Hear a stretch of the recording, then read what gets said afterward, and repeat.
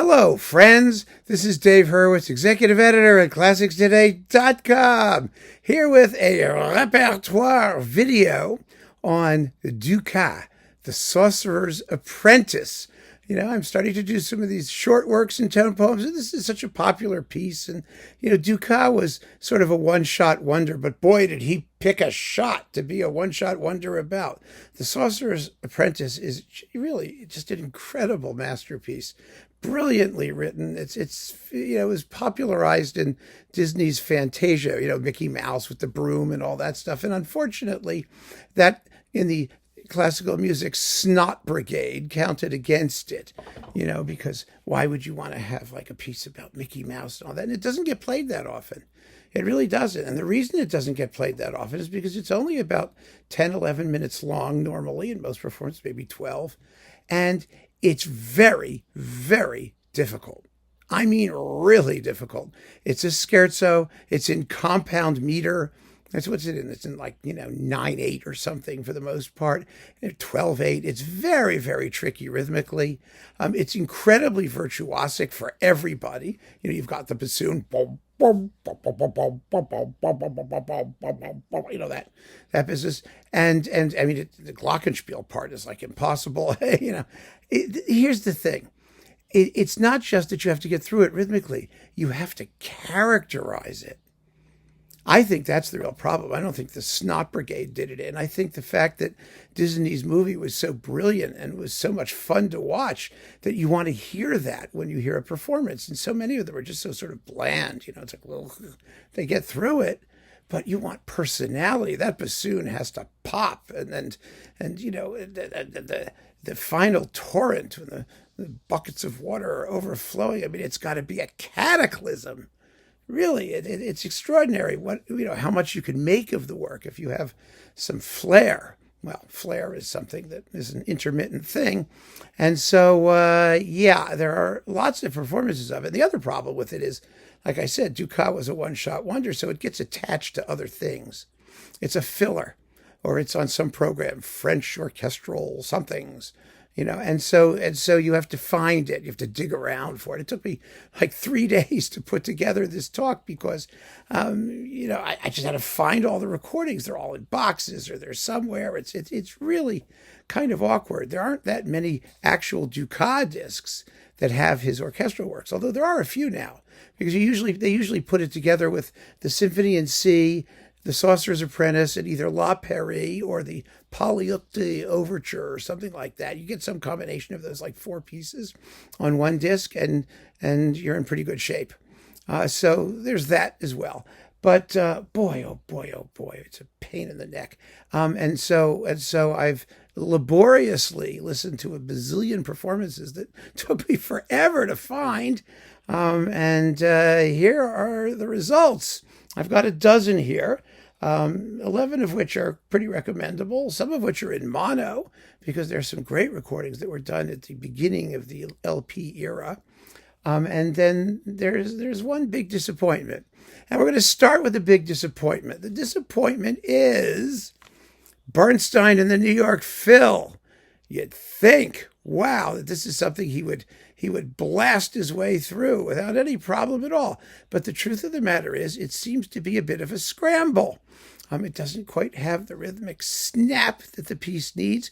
And the worst thing about it is that at the big climax, when the sorcerer comes back to see the destruction that is happening in his studio, the orchestra is just out of whack. The cymbal player is like half a beat or a beat late. It's da da da ba da da. Well, here it goes da da crash da. You listen to it, and it's off mic on top of it all. It's missing. It's just a sloppy performance. And there were some of those in Bernstein's New York Phil days. He wasn't known for his precision, for his fanatical precision. He was more of a, concept, get the general atmosphere guy. But there are pieces, especially in the French repertoire, where you have to be precise. You must be. You have to have the character, you have to have the atmosphere, but you got to have the precision too. It's got to be there. If it's not there, forget it. Waste of time. So Bernstein, I said, forget it. That's the big disappointment. But now we're going to start talking about sort of all the interesting things. And the Sorcerer's Apprentice, as you probably may surmise, was the province of French conductors by and large, at least until more recently when there weren't that many French conductors around. And the reason is really pretty straightforward. They knew it. And again, like I said, it's a very, very difficult piece. So you were better off with French orchestras and French conductors and people who knew the work or could teach the work quickly and efficiently. James Levine gave an interview. I remember this quite vividly when he recorded it with the Berlin Philharmonic on Deutsche Grammophon. It's a terrible performance. But he said at the time that they didn't know it. And it turned out to be a tremendous amount of work because they didn't know it and because it's really difficult. And so he wound up turning in this sort of streamlined, razzle-dazzle, very efficient, rather too quick performance that it was just tight-lipped and it was rhythmic and it was totally lacking in character. It was awful. But that's what happens. So, the record industry sort of took the easy route. They were probably right to. So let's see who we have here. This one is interesting. Igor Markevich with the Philharmonia Orchestra. This was recorded in 1952. It's in mono. It's in very good mono. It sounds fine. Markevich is Markevich. Talk about precision and character. It's wonderful performance. It lasts 11 minutes and 10 seconds. Generally speaking, you've got to be longer than at least 10 minutes, and it's better if you're longer than 11 and up to 12, because the slower performances allow for better rhythmic pointing and more personality from the various soloists. I mean, the poor bassoonist, he's dying. He's you don't get any character like that, but if you're going boom, boom, boom, boom, boom, boom, boom, boom,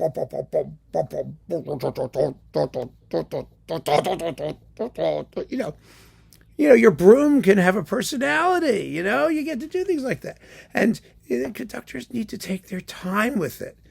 But if you want to take your time, then you have to be even more rhythmically accurate. So Markevich is great for that, and it's worth looking for. It's in that big Markevich icon box, actually, which I have over there. I was going to pull it out and wave it in front of you, but I can tell you that, and you'll get it just as well. Then Toscanini. Oh my God, this was one of his signature pieces. He first recorded it in 1920 something with the New York Philharmonic, and his recording is 10 minutes and 9 seconds. He understood this. We always talk about how Toscanini was supposed to be really fast with everything. He wasn't. He wasn't at all. The music needed to have the personality that comes from a little bit of breathing room. He gave it the breathing room. And this is with the NBC Symphony. It was recorded quite well in mono when it was something or other, between 49 and 53. I could look it up in detail, but it doesn't matter. It's fabulous. I mean, he really knew the work, and he made the orchestra play the work, and so you're in excellent shape with Toscanini. Then, Paul Paret. Now, Paret, this is a big Paret box, Volume 1. It's also in the Mercury Big Box Volume 3, I think. Now, this one is kind of interesting because it's in mono. Again, Paret as a conductor was a fast conductor, but he didn't speed through the Sorcerer's Apprentice. It's about the same tempo or speed as Toscanini, but you get this twice. You get it once with the complete run through with the orchestra, and then you get it with narration. Somebody talks you through Goethe's story. That's 3 minutes longer. So, there's stuff going on there besides what Dukas merely wrote. But the narration is, if you have a kid, it's kind of fun. It's actually kind of interesting. And it's Mercury Living Presence mono, which is, sterling in quality of its type. So that's fun. It's just fun to listen to it. It's kind of special. And, whether you think the narration is stupid or not, and I'm of two minds about it, frankly, it shows that they cared enough about the piece and about their presentation and about making something programmatic of it to do it. And that's why I think it's kind of nifty that it's there. It tells you what the thought process was between the conductor and the record label and everybody, and then their investment in the work. And that's special. It really is. Next, okay. Ansermet. Well, we all know Ansermet. We all love Ansermet. Ansermet is wonderful, isn't he? This is in the old Ansermet box. He did two of them as well. He did one with the Paris Conservatory Orchestra, I believe, from like 1954, I'm pretty sure. And then there's the stereo one, which is in here with the Orchestre de la Suisse Romande. I mean, Ansermet was a mathematician. So, yes, he was a good person to do the Sorcerer's Apprentice. It's a nifty, rather sharp, not as menacing as some of the others. Because remember, as the piece builds, with each wave of broom and waterness coming in, in the pails, and the water starts to flood, and it starts to become more and more terrifying. Certainly for the apprentice, and then the climactic return of the sorcerer it should be frightening. Really should be frightening. So this is a good performance, but it's neat. Neatness counts, though. I mean, like I said, it really does. Actually, one of the best returns of the sorcerer, I don't have this here with me, but I should mention it, is Francois Xavier Roth. He of the latest sexual peccadillo, get rid of the orchestra thing with Les Siècles, the period instrument group. His performance is very exciting. And the cool thing about it is it doesn't sound like it's on period instruments at all, which is what you want, because there really shouldn't be any difference. Anyway, I just was going to throw that out there because there's a review of that one on classicstoday.com, and you can go have a look at that one as well. If you can find it. That's the other thing is that I couldn't. I have it somewhere, but exactly where? One of these years it will pop up. Anyway, so after that, well, of course, we have some of the great American versions with Eugene Ormandy in Philadelphia. I mean, of course, you always just get great playing, but it's also a really first-class performance. And the thing about Ormandy, he had a reputation for being kind of, not too exciting, but he times out exactly the same as Toscanini in this thing. Well, 10 minutes, 24 seconds. About 20-second difference. Not a big deal. And the playing is so terrific, and the climaxes are whipped up to a froth. Oh, it's just delicious. It's coupled here with the Symphonie Fantastique, but this will reappear in one of the enormous Ormandy boxes, so you can buy 87 CDs to get one 10-minute tone poem. Isn't that a helpful thing? Hopefully this is all downloadable or streamable, because individual discs are not going to be available for much longer for a lot of this repertoire, only for certain things. Maybe they'll make an LP where you have the Sorcerer's Apprentice broken on two sides of a single LP and super duper extra canyon-like grooves for your stylus to, glide through. Crazy. And they'll charge $75 for it, naturally. The French Touch. This is the typical kind of collection where the piece usually appeared. Fiedler did one of these too with Boston Pops. But here we've got Munch and the Boston Symphony, and it's absolutely wonderful. It's exactly the same timing as Ormandy, actually. Well, 10 minutes and 29 seconds. I know I talk about timings a lot, these shorter work things, and I've always said that timings don't matter particularly in the wider sense, but that is more applicable to longer works because there's more internal contrast. In short works that, have, quick, cinematic changes of scene and things like that, well, the different 20 seconds, 30 seconds can make a big difference. And in this piece, as I said, there has to be a certain tempo juste, the correct speed to allow the music to speak to us. Anyway, I mean, this is terrific. This whole disc is terrific. You get Saint-Saëns, Le Rouet d'Omphale, and Ravel's Mother Goose Suite, and Le Chasseur Maudit, which was a Munch specialty, Franck's The Accursed Huntsman. Oh, it's wonderful. I should do a repertoire talk about that too, frankly. There's so many bad performances of it. It's very hard to find good ones. But anyway, this is a very fine Sorcerer's Apprentice. It's just full of gleam and malevolence and fun and humor. And then we've got some, let's see, some of these are more recent. I think that's really good. This is quite fine. This is an excellent one. Almost just shy of 11 minutes. Yes, he gets it. Jean-Luc Tango with the RTE National Symphony Orchestra of Ireland. This is a wonderful disc. You know, all of his French music discs on Naxos are extremely recommendable. Get them all, especially his oh my goodness, the Poulenc disc is just fabulous, absolutely fabulous. So we've got the Sorcerer's Apprentice, La Pairie, and the Symphony in C. It's an all Dukas CD and a very, very fine one. The Dukas Symphony is also a masterwork. It's beautiful, never gets played. Never, ever, ever, ever, ever. Ridiculous. But this is a terrific Sorcerer's Apprentice. It opens the disc. Usually they conclude the disc. And it's played brilliantly and with plenty of personality. Yeah, it's the personality you want to hear. Then, of course, we have Martinon. Now, this is a tough one, I have to say, because Martinon does this magnificently. Don't get me wrong. This is in the Martinon Icon box. You can still find these things separately. Actually, I looked on Amazon and they're available, maybe at ridiculous prices. But Martinon did a mono recording with the L'Amour Orchestra, and it was reissued by Australian Eloquence as part of the Martinon Philips edition. They had two boxes, the Deutsche Grammophon recordings and the Philips recordings. I'm not waving it around here because it's out of print.